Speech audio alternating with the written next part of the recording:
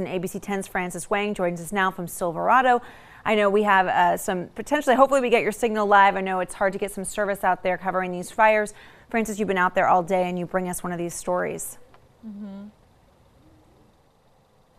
Yeah, Liz, we've been seeing power crews actually work all night trying to get those power lines back up. We're just near Silverado, and you can see a lot of the roads are still closed. But near those communities, they were allowing some residents to get back to evaluate their homes. In some areas, you did need a police escort. But we tonight actually went up with a man who was able to save his own home with just a hose and a bucket. Take a look. There was no evacuation. The wind was going so fast that there wasn't time for anybody. On Sunday night, out of nowhere, the Atlas fire started coming over the hill. And then you just see the hill just glowing, and started pounding on people's doors, trying to get them to know that you need to leave now. When it started raining fire, like it started raining the embers, that's when I said, okay, I've got to go too now. But a few hours later, Massimo Monticelli felt he had to go back to save his home. Drove through the flames. Don't want to lose anything. In fact, this is actually my kid's room right here. This part of the wall, and that's actually what scared me the most.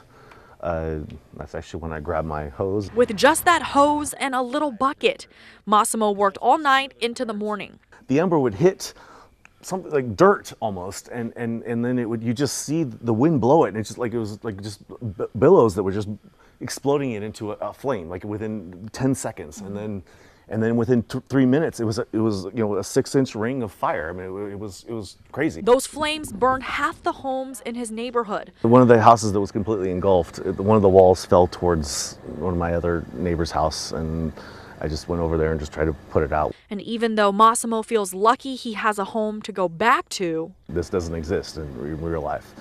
It was crazy. But one little spark landed right here, and it just started a fire. I mean, and I luckily got here just in time, because if this tree would have caught on fire, my house would have caught on fire.